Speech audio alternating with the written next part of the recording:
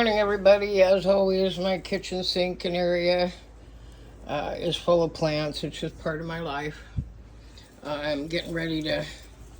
I'm propagating a bunch of new things to fund my hobby. I just want to show you when you propagate the importance of having a node.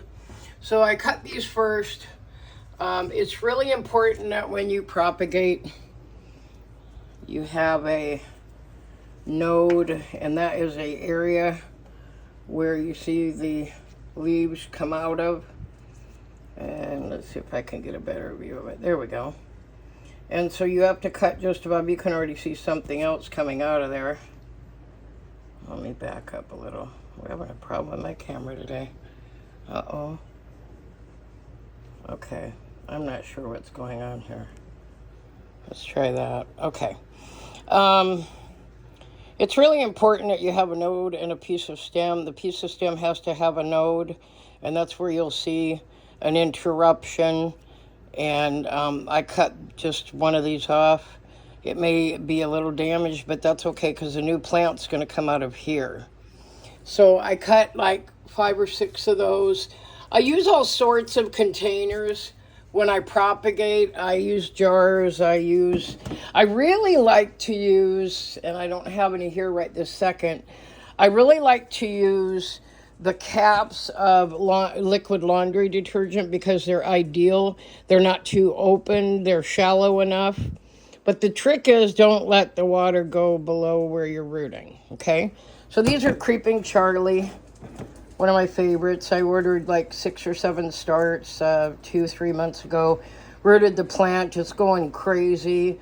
And so I got some of those started today. Again, what I'm trying to do is make sure that when I'm rooting, I am preparing to sell at a plant sale or a Saturday market, so that by the time, summer rolls around, which it's on its way. Spring just showed up today. You can see out there that I have a lot of different types of stock.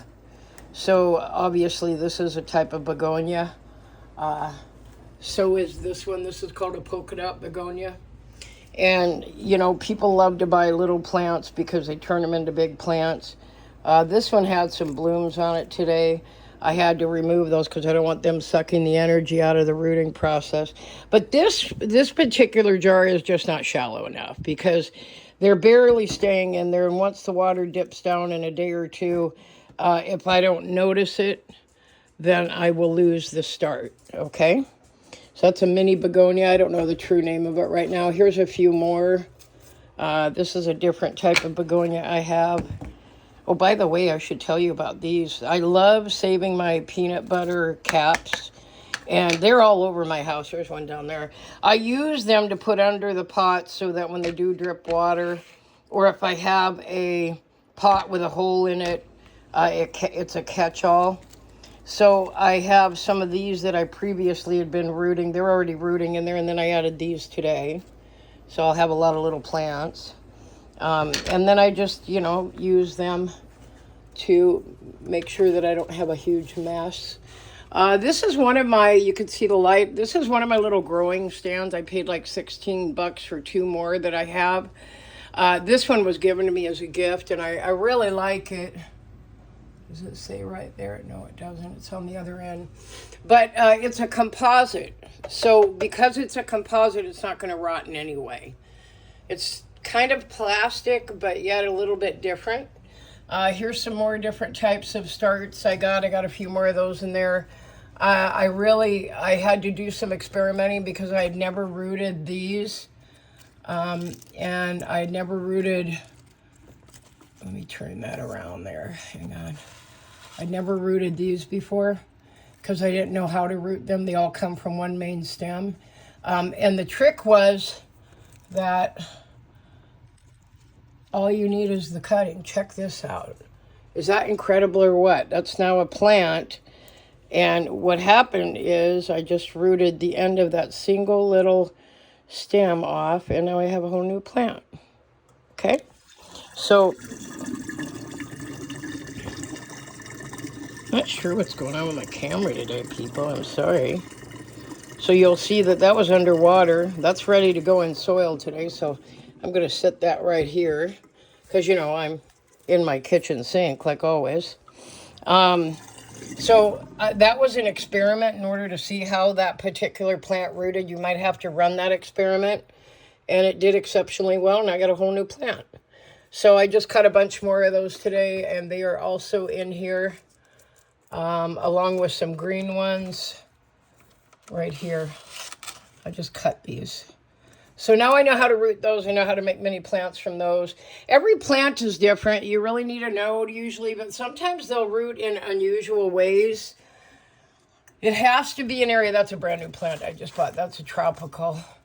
And cyclamen. I haven't done cyclamen yet, but I'm sure I will. And based on what cyclamen look like, because they all come from the same stem, I bet that these are going to root exactly like these, okay? So when you propagate, you want a really bright window. You don't want too much direct sun because they're young and they're fragile. But this is kind of my major propagating area, even though it's small. I usually propagate here too, but I just put some pots there last night because I was rotating some things. Another way you can propagate, and I will show you in a separate video because it's pretty technical, is you can take a leaf off some plants, not all plants, like this big kalanchoe leaf, and you can dissect it using a sterile razor blade. You have to dissect it at a vein, put it in some rooting compound, and then just stick it in the soil. And it takes a lot longer. But if you do that when you dissect a leaf, like I could get several, you could see the veins there. Just by dissecting and having a chunk like this and rooting gel, oops, I knew I was going to do that. Rooting gel, what you'll do is you'll be enhancing the actual vein itself with the food. And when you do that, you can sometimes from one leaf get 50 starts. It takes a lot of time. It takes learning. I did it a long time ago before my life changed drastically. I had a beautiful streptocarpus room in my little farmhouse room. And like I said, my life changed drastically. I had to leave quickly. And when I did that, my entire garden died, and it just was crushing. It took years to start over and really, be comfortable. So that's one of my many some people call them kalanchoes. I like to call them kalanchoe. But this one I've had in my classroom. I brought that home just the other day. But there's so many more kinds of kalanchoes. And I did a video yesterday and the day before, I believe, on kalanchoe or kalanchoes. So obviously these are things that are rooted. These were all up there. You can see all my roots. I got to get those in some soil. I sell a mountain of spider plants every year. I had variegated, but then I finally found a solid green, and that's hanging over in my window over here. That is, I just brought home all my teaching stuff, so excuse the mess. There's a red one I have. That's thirsty. I can tell by how light it is. But I have a lot of different types of things that I can actually grow from. This is my solid green, and she loves this window. She has exploded. She's only been in that pot about a month, maybe 6 weeks. But see all the babies? So I'll pull a few of those to start other plants so I can propagate. You can always tell what your plant needs by its body language. Obviously, this one's very thirsty. I haven't watered yet this morning. This one got watered yesterday. This one's huge, and look at the amount of babies on this one. So when you're propagating, you want to distinguish mother plants. Mother plants are the ones that you take the starts or the babies from. This is the polka dot begonia that I took starts from today. And you always cut at an angle. You'll see where I removed some starts there. And I took it from the top of each one. That one's growing beautifully, so I didn't want to disturb that one. This one I took a bunch of starts from that I showed you in the window. This one's always taking off. You don't even have to take starts from aloe. They just go nuts. And they just shoot out more babies. They're happy if you just leave them alone and water them once a month. I don't know if... I can't believe this one's going to make it. I almost lost this plant. And it actually opened a new leaf. It loves this window. It hated the last one. I don't know how to root this one. But I want to find out. And this plant... see if I can slide that in there. This plant was not doing well when I brought it home. This is a calathea, sorry. Uh-oh, we got dog play happening. Calathea lancifolia, a rattlesnake plant, and obviously because of the way that the leaves look, I'm going to have to look up or just experiment with one leaf and see how to start that. I think this would also, when I used to be dissecting my streptocarpus leaves, see all the lovely veins? So you take a leaf off and you dissect it, you pull and cut along this, and the main vein, and then all of these, you can put them in, they're kind of looking like long snakes. You take the edge of it down here and you put it in rooting gel or whatever type of rooting compound you use. And that's how you get your new ones. This one was not doing good since I put it in this window. Look at that. I got new babies. So again, I want to propagate so I can sell. And when I do that, then I'm able to fund my hobby and also build my stock. So this is my living room area. It's going crazy. Today, this table's coming out and I have another huge rack that's going to go there, and I'm just going to fill it all up with plants. Besides, you can see my neighbors, and they like to stare at me out that window. Yeah, they always keep this one closed, but they love to go up there and stare at me in the evening, so I always have to close my blind. I figure if I fill the whole window with plants, I don't have to close my blind anymore and still have privacy. So you can see I have a sensitive area there. Going back there, that's a really nice one. It's really taken off finally. It's got a new baby. I don't know if you can see that because the light is so bright. Yeah, it's down in there. And then this is the other one that I showed you in the window. I just took starts off of. So I have a lot of work to do. I have to move a lot of stuff around today. I have to pack all my teaching materials that I brought home here. I got to get those in the back room where I have a new rack I need to build before I can do that. And then obviously that will help fund some of my hobby. I'm going to flip back over here. Oh, I got a huge mess. It's just been so crazy, the amount of plants that are coming in. So these belong to a friend I picked up for Christy. She has been mentioned before. These are her plants, and they're doing exceptionally well. This one's called a chocolate drop cactus. And if you look really, really, really close, let's see if we can do that. Boop. You can see, well, it's hard because of the light right now. But these, right where the spines are, they form into a chunky chocolate drop. There you go. Chocolate drops, and they kind of look like Hershey Kisses with two spines. Anyway, and then this is another one for her. This one is called a Clystocactus tupizania, and there's a ton of starts in there. She likes to propagate cacti all the time. We're hopefully going to be doing maybe a Saturday market together. I'm just not sure yet. So you can see there's a lot of things that I've already propagated. This was my first solid green. I've got a ton of spider plants down here. I grow them out. It costs me no more than it otherwise would to turn my lights on and grow those too. Plus right here, I get some really incredible sunlight in this window right here, midday to late afternoon. And so propagation, people. This one's super thirsty. This is my basil plant. That is mondo thirsty since even last night. And if you don't know this already about basil, there's some more nice spider plant starts. If you don't know this about basil, you can actually buy a basil plant and take cuttings off it, which I'm going to be doing today from some of these basils that I've grown. These are my outdoor tomato, pepper, and basils. And you can take a cutting from that, stick it in water, and it'll root, and you'll have many, many plants. So if you love to cook with basil, that's the way to do it. Don't worry about buying those plants from the store unless you buy one and take cuttings off it.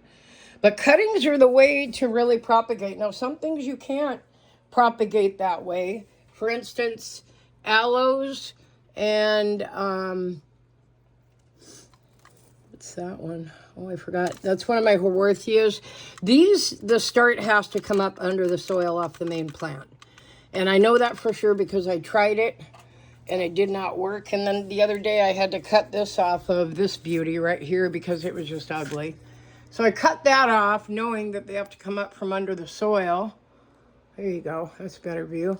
And I let it crust over because when you cut a cactus, you have to, this is not a cactus, this is an agave. You have to let it scab over, which it did here. And I'm just going to stick it in the soil and see if anything happens. I'm pretty sure it won't. But unless you experiment, you're not going to know. Okay? So anyway, the word of the day is propagation, propagation, propagation. Have a nice bright window to propagate, to grow your goodies from. I'm sorry you can't see that better because of the brightness, but there you go. All right. So funding your hobby or whatever you want to do, you need to propagate. You need to learn how to propagate. I think the first propagation I did, I was like 11 years old, and I took a cutting off of a friend's plant, it was a creeping Charlie of all things. And I grew that thing into a massive, massive plant. And I was so excited because I had never done that before. And, a propagator was born that day. So, okay, here, again, it's the weekend, so my house is a mess. I'm cleaning and planting today. There's another one that was 3 babies that I put in a pot, and now I got it going crazy. So propagation also happens when it shoots out new starts. That's where the spider plants come from. And then over here, I propagated these recently and talked to you about them. I ordered some cuttings offline for my 2 different types. This one right here. This is my, oh man, I'm drawing a blank today. This is my Forsythia, and this is my Wisteria, and they're taking off. These have got to get in soil today, though. I mean, look at the leaves already, and these they had nothing on the stem. They looked like this with nothing on them. Not all of them propagated well, but all I need is a few. And so those are going to get planted in some regular outdoor pots, in some good soil today, so that I will have outdoor plants I'm propagating as well. This is another area. I just cleaned this out. I've got to clean it out more, and then I'm going to be propagating some plants there. So this is from the same company that one's from, right there. And what's cool is that one, like I said, was given to me for $16, and then I ordered another one of those. And then I saw this one online for $35, and it's got way more room. But it's kind of wasted here with my spices on top. But I really like it on my counter because I get to look at my plants while I'm prepping coffee or cooking. So it's going to stay there, and that's going to be in my other propagation station at the end of today. Okay, so I mean, I could even stick that puppy in there. This one's too tall, but it can get light from it. So find a propagating area. Learn how to cut. The most important thing is to always have a sterile, extremely sharp razor blade or knife, and then you will do fine. But if you use a dirty knife or something, you could probably kill the cutting. It really depends. Okay? So have fun, everybody. I know I'm going to have fun today, especially once I clean this big mess up and remove a lot of my plants and move them to new areas. I'll let you look at this. I started this a few months back, but this is taking off. Oh, by the way, I forgot to talk to you about something important. So if you're doing succulents, you want this. This is Gardener's Premium 312 liquid fertilizer spray for succulents and cactus. And it can be used for indoor or outdoor. It's not cheap. It's like $15 for this pretty short bottle. But it will help everything propagate faster. So I pulled these off like a week or 2 ago. and just threw them in there. I haven't had a chance to. And they're already, once I sprayed them 2 days ago, I'm already starting to see little baby roots pop out. So this took 2.5 to 3 months to grow all of these from single leaves. So like these plants were at one time a single leaf, like right there. Okay, just a little baby single leaf. And you know, here's another type, single leaf. They're all from single leaves. I got some nice jades in here. They're over here. Let me back up just a little bit. And these are started. I showed you these in another video a while back. And then look at this beautiful jade plant from one leaf and another one here. So if you want to propagate, not only is it a science, but it's extremely satisfying to grow something from a cutting or from a leaf. Here's a good example. This one I found, I didn't realize I had it somewhere. Where is it? Oh, I showed you those, I think, last night. Let me move these. These are my lime green zinnias. I love flowers outside, especially zinnias, my fave. But I showed you this one last night. I even posted a little video with it. Look at the babies. This one is rooting great. And I learned something important propagating these. So these were pulled from this big Pearl von Nuremberg. And then over here, there was these two. These were pulled from one that was almost dead. They've taken forever to root. And they were not sprayed until just the other day when I finally got my spray. It took a month to get here. But look how much better these are rooting. And that's because they came over off of a much larger plant. So that's something to acknowledge when you're going to propagate. You want to take it off the biggest, healthiest plant you have. Otherwise, you might not have great success. There's some of my basil back there that I'm going to be propagating today. I've got a couple of jades hiding. I also have a variegated jade I'd never seen, and I bought that a few months back, so I'm going to pull a few leaves off that. There's one that fell off, and I don't know if it rooted yet. Let's take a look at it. Oh my gosh, look at that, it did! So I have a variegated jade plant right there, and when that gets bigger, of course, I'll pull leaves off. And that one just fell off. Never throw a leaf away on a succulent. You can always root it if it's healthy. Okay, and I'm going to say that again, if it's healthy. Okay? All right, you guys, have a great Saturday. The sun is out. I'm going to have to get out there in about an hour after I clean my whole kitchen. And then I'll be planting over there probably the evening hours. But get those propagation starts going. The sooner you do, the sooner they are gonna produce. Oh, and one more thing that I wanna notate here. Okay, when I propagate, I don't just run water from the faucet.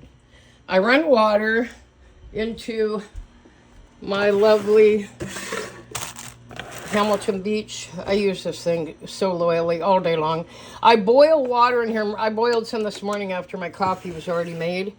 And then I let it cool. And then I throw it in a container, and that's what I propagate with sterilized water. I have way better success. If you're just running it out of the sink with chlorine and whatever else the city or wherever you live puts in it, your plants don't want that.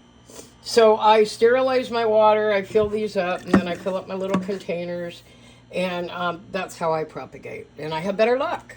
So have a great day, you guys. Bye-bye. Cheryl signing out.